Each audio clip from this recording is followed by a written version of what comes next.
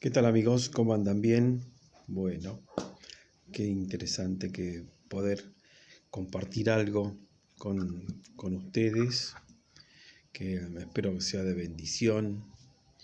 Y todo esto comenzó con una charla con un compañero de trabajo que es herrero. Ustedes dirán, ¿qué tiene que ver? Bueno, a través de mi compañero de trabajo que es herrero, yo me acordé de una historia del pueblo de Israel y me hizo reflexionar porque me puse a leer, ¿no? Y digo, cuántas cosas hay atrás de un versículo, cuántas perlas, ¿no? Y Dios hace cosas muy interesantes a través de lo que vos lees, lo pensás, lo masticás, lo asimilás, y realmente me pareció muy importante, muy de edificación. La historia está en Primera de Samuel, capítulo 13, versículo 19, y dice así: y en toda la tierra de Israel no se hallaba herrero, porque los filisteos habían dicho, para que los hebreos no hagan espada o lanza, por lo cual todos los de Israel tenían que descender a los filisteos para afilar cada uno la reja de su arado, su azadón, su hacha o su hoz, ¿no? Bueno, primero que en esa época el herrero era una persona muy, pero muy importante, porque tenía un valor, diríamos, primordial dentro de lo que es una estructura social. ¿Por qué?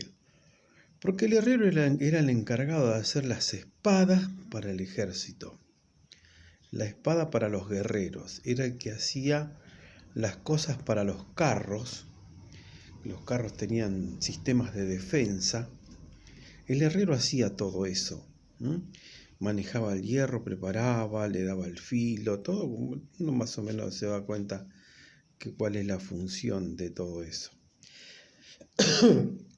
¿Y cuál es el valor en sí de que el herrero hacía la espada?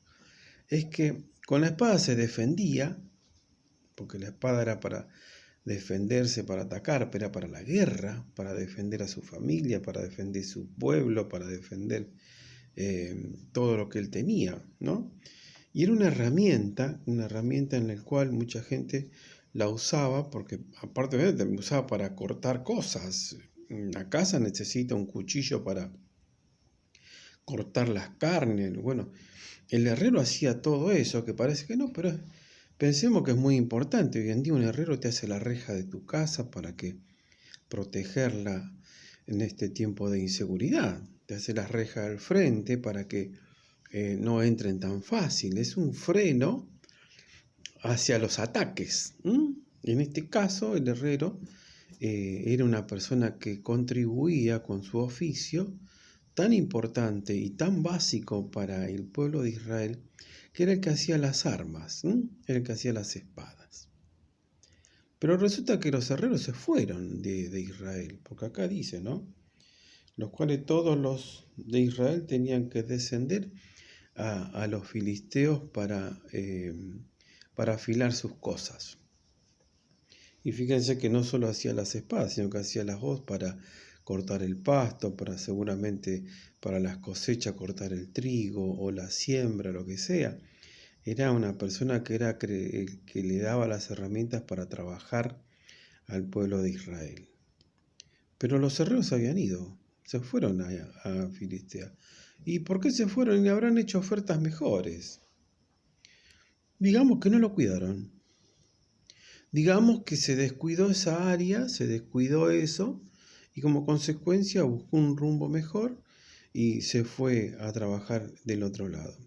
Obviamente el enemigo pensó en eso porque dice, acá lo dice, para que los hebreos no hagan, para que no trabajen, para que no hagan espada o lanza.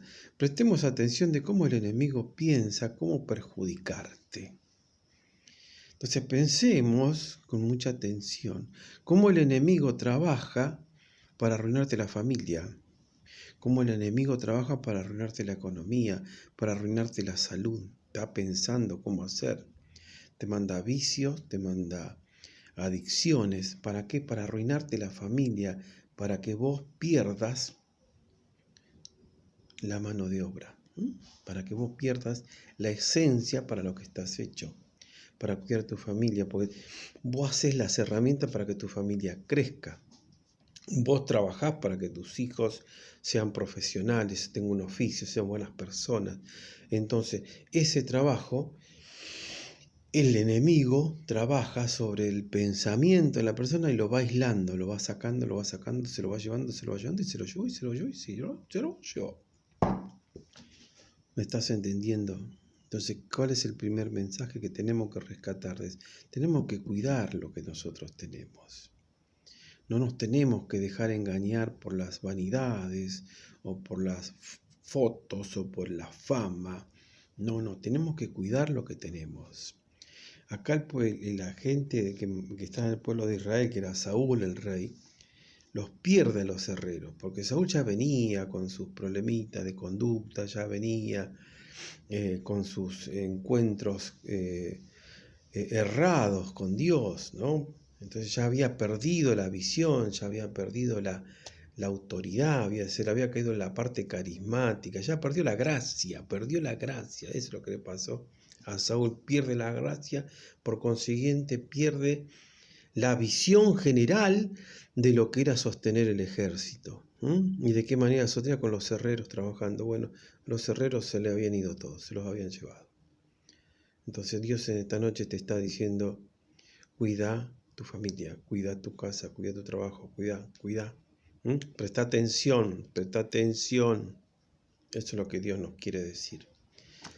Más adelante hay una historia también similar, que también es algo que dice que perdió, y está en 2 de Reyes 6, capítulo 5, dice, aconteció que mientras uno derribaba el árbol, se cayó el hacha en el agua y gritó diciendo, ay, Señor mío, era prestada. Esto es un pasaje muy conocido por muchos hermanos, porque está hablando de la herramienta que tenía para trabajar, ¿no? Una herramienta con la cual trabaja para darle de comer a su familia, para sostener, para pagar deudas, para proyectar el futuro. Y acá está hablando de que el hacha se cae en el agua y como era prestada se pone mal. Bueno, esta situación, ¿qué es lo que sucede? Esto fue un descuido, no fue a propósito. Muchas veces nosotros en la vida perdemos cosas y fue por un descuido, no es que sea por culpa de o a causa de, no, bueno, nos tocó mucha gente perder en economía, sus casas, sus trabajos. Ustedes presten atención que cuando hay una crisis, cómo enseguida la gente empieza a perder sus negocios, empieza a perder sus casas porque no lo puede sostener. Entonces, esa herramienta que tenía para trabajar, para vivir, ya no la tiene más. Y acá está exclamando, ay, Señor mío, era prestado. ¿Entiendes? Es decir, Dios nos da una bendición para que nosotros trabajemos, para que seamos luz. Nos da eso, nosotros tenemos que multiplicarlo, tenemos que hacer más, tenemos que producir más de eso. Esa es nuestra tarea. ¿De qué manera? Predicando la palabra, dándole un tratado a alguna persona, bendiciendo a otra persona que la necesita, orando por alguien que vos sabés que está mal, que vos ves que está con crisis. Bueno, vos podés orar por esa persona. De hecho, esta semana tuve un testimonio de gente con la cual hemos orado sin conocerlo, porque nos pusimos de acuerdo con otra persona y Dios fue dando respuesta. Entonces, la respuesta de Dios para esto es cuando dice, ay, Señor mío, era prestada a Dios, y dice, el varón de Dios pregunta, ¿dónde cayó? Y él lo mostró en el trigo. Entonces cortó un palo y lo echó allí e hizo flotar el hierro, ¿no? Como la persona cuando está con Dios, como una persona que está en la presencia de Dios, alguien que tiene mucho de Dios, que habla de Dios, lo que puede hacer. Acá habla de un milagro de hacer flotar el hierro. Hoy un milagro para tu vida puede ser que haga flotar eso que se hundió en tu vida, que puede ser una economía, un trabajo, la salud, una familia, un familiar, una situación económica, ¿me entiendes? Y eso, mis hermanos, es lo que tenemos que tener nosotros muy presente. Te digo hermano como te digo amigo, como que te digo compañero, tenés que tener muy presente. Venir a los pies del Señor, venir a Dios, te va a traer la bendición de reflotar lo que se había hundido. Por eso cuando vos estés en una situación complicada, adversa, difícil, vení a Dios. Dios va a reflotar eso que te había, ese trabajo que tenía, te dará uno nuevo. Restaurará tu familia, restaurará tu economía, pero vení a Dios. Decirle al Señor, era prestada, la perdí, y ayúdame, Señor. ¿Y Dios qué va a hacer? Dios va a hacer la obra. Porque si ya lo hizo acá, lo va a hacer de nuevo en tu vida y en el que tenga que ser. Aquel que está dispuesto a creer para Dios, nada es imposible. Todo esto tiene un efecto que es en la gente, ¿no es cierto? Acá pasó algo en la gente. La gente estaba trabajando, estaba ocupada, uno lo perdió. Acá la gente estaba trabajando, no tenía resultado y fue convencido, se fueron con los filisteos. Ahora, ante estas dos cosas tenemos una historia, que es una historia de Jesús. Cuando Jesús está, en esta historia está en Lucas 19:10, dice, porque el Hijo del Hombre vino a buscar y a salvar lo que se había perdido. Mirá qué importante que es de este versículo. Hay una palabra que es la que marca la situación, tuya, mía y de quien crea. Y es el lo, no es la. Dice lo que se había perdido. Uno perdieron los herreros, lo habían perdido los herreros.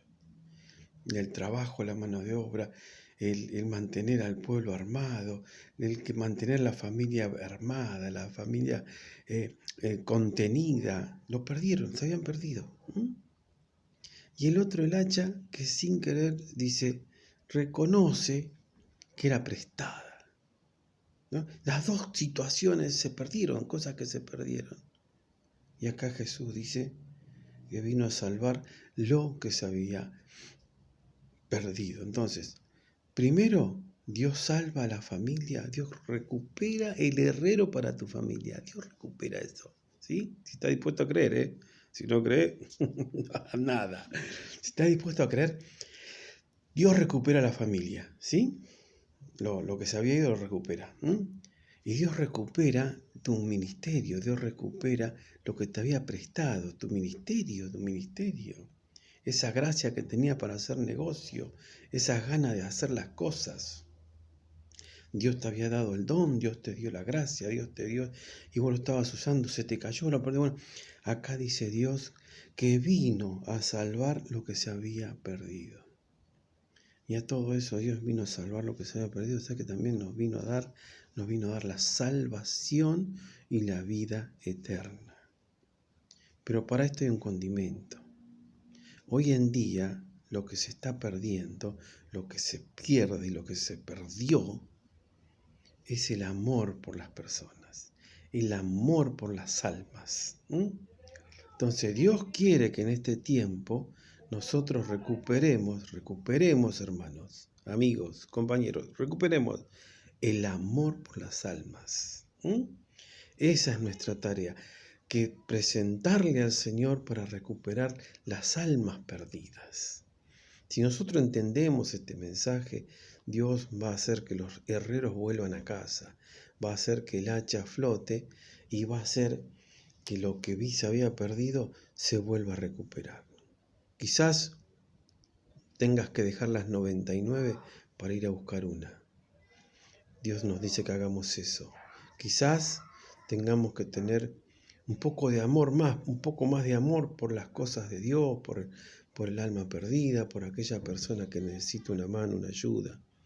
Ve y tú lo mismo, dijo el Señor. Entonces, nosotros tenemos que recuperar que el amor de Cristo sea reflejado en nuestra vida, en nuestras acciones y en cada momento de nuestra vida. porque Dios nos eligió. Dice que Dios nos eligió, el llamado es irrevocable, por consiguiente, no se puede contra Dios. Ya el otro día lo compartía. ¿A quién le fue bien?